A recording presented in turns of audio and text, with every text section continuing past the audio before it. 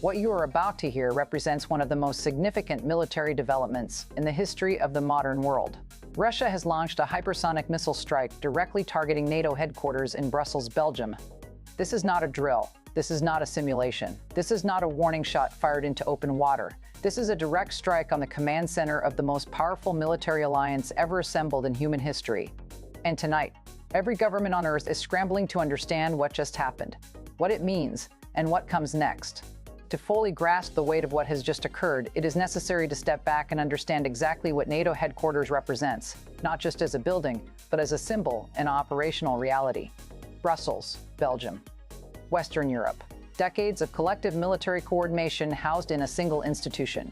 32 member nations bound by treaty, by obligation, and by the foundational principle that an attack on one is an attack on all. Russia did not strike a military outpost on a contested border. Russia did not target a forward operating base in an active conflict zone. Russia launched a precision hypersonic strike on the political and strategic nerve center of the Western world.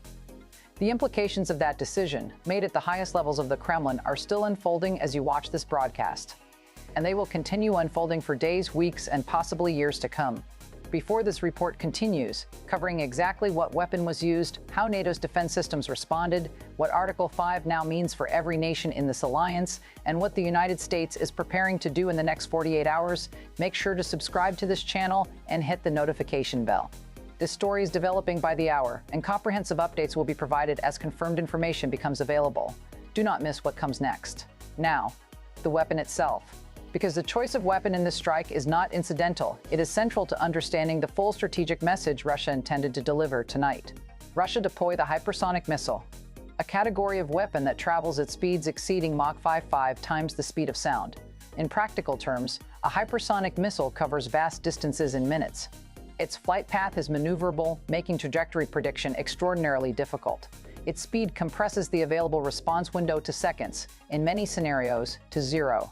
NATO's integrated air defense architecture, among the most sophisticated and capable in the world, was engineered to intercept ballistic missiles, cruise missiles, and conventional aircraft.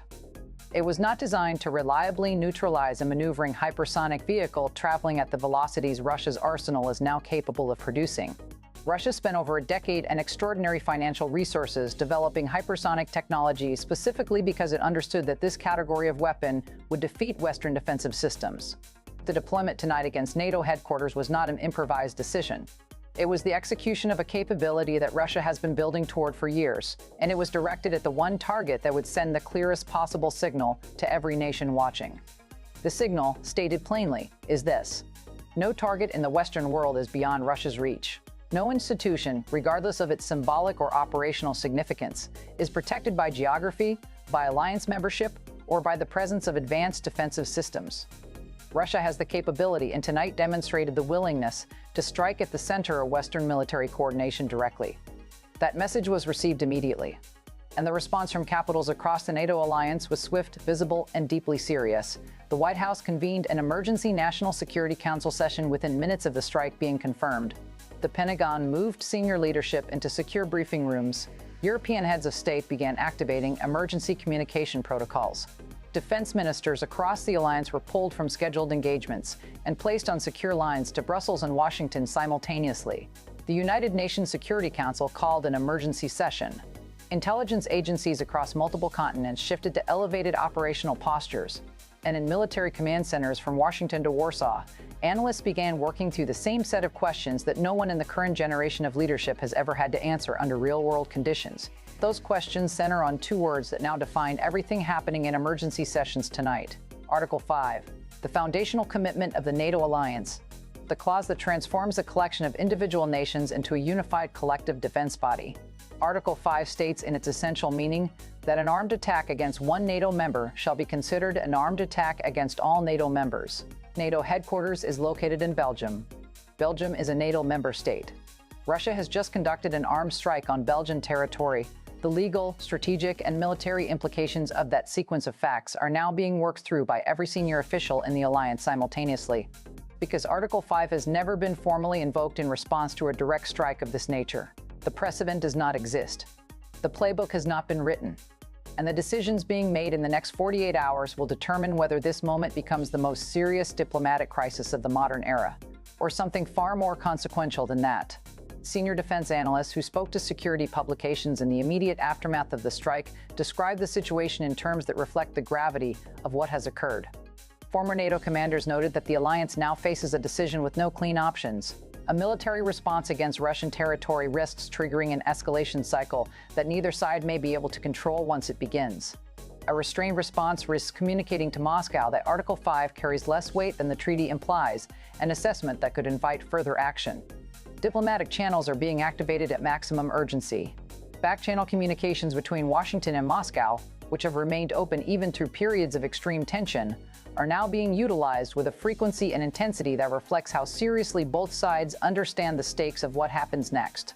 What is being said in those communications is not publicly known. What is known is that both sides are talking, and in a moment like this one, that fact carries more strategic significance than almost anything else.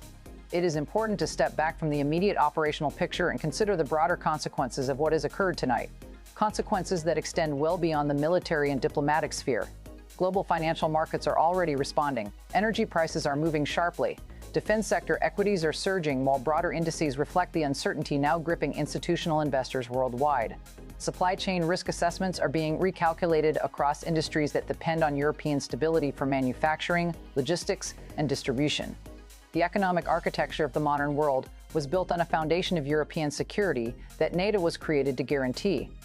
That foundation has just absorbed a strike that its architects never anticipated.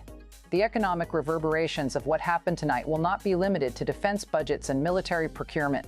They will move through energy markets, through financial systems, through supply chains, and ultimately through the daily economic reality experienced by ordinary citizens across the Western world and beyond.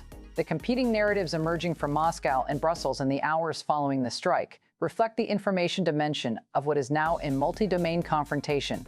Russian state media, operating as an extension of official government messaging, has characterized the strike as a proportional response to what it describes as NATO's sustained escalatory conduct.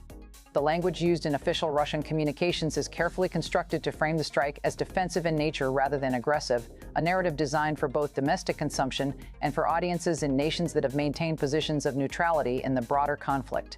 NATO's official communications have characterized the strike as an unprovoked act of aggression against a civilian and administrative facility of the alliance and a direct violation of international law.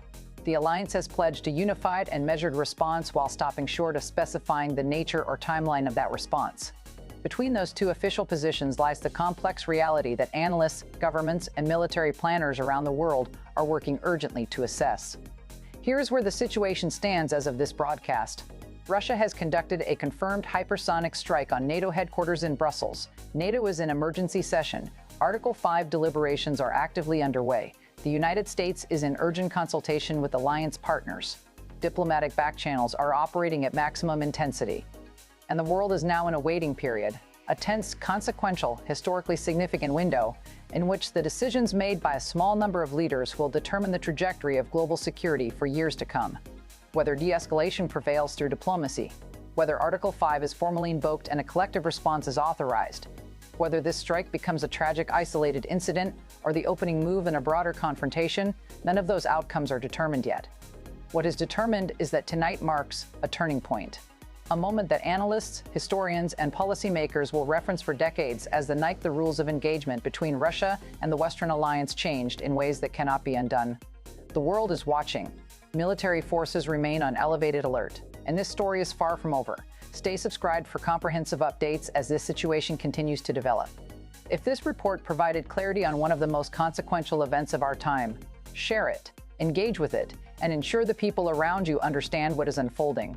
Drop your analysis in the comments below. The conversation that follows moments like this one matters. This broadcast will continue to follow every development as confirmed information becomes available.